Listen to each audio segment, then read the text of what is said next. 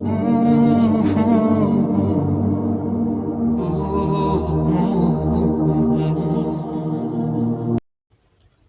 تمہارا دل نہیں موڑ رہا، کیونکہ وہ تمہارا نصیب موڑ چکا ہے۔ جن دعاؤں پہ تم وسوسوں میں پڑے ہو، اللہ تو وہ دعائیں پہلے سے ہی قبول کر چکا ہے۔ بس ایک التجا اور پھر وہ حکم کن فرمائے گا، اور کوئی بھی اس کا حکم ٹال نہیں پائے گا۔ جانتے ہو اللہ تمہیں بے بسی کے مقام پہ کیوں لایا ہے؟ تاکہ تم اللہ سے رجوع کرو اور یقین سے مانگو۔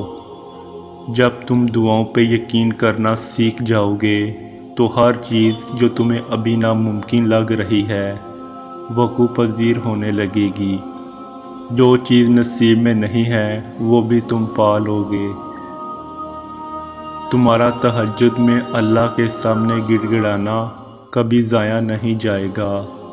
اللہ تو ہر دعا پوری کرتا ہے، اور جو تہجد میں مانگی جائے اس دعا کا تو مقام ہی بہت ہے۔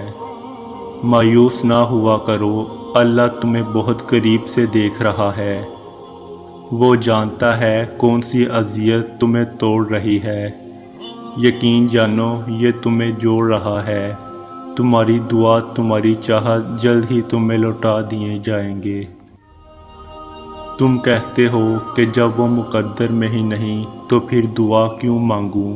تم یہ کیوں نہیں سوچتے کہ دینے والا مقدر سے اور تمہارے وسوسوں سے بہت بڑا ہے؟ اگر تم اسے دیکھو جو اللہ نے تمہیں دیا ہے تو تم کبھی بھی اس کے لیے پریشان نہ ہو جو ابھی تم مانگ رہے ہو، کیونکہ جس نے بن مانگے اتنا کچھ دے رکھا ہے، پھر وہ کیسے وہ دعائیں قبول نہیں کرے گا جس کے لیے تمہارا دل سجدوں میں روتا ہے۔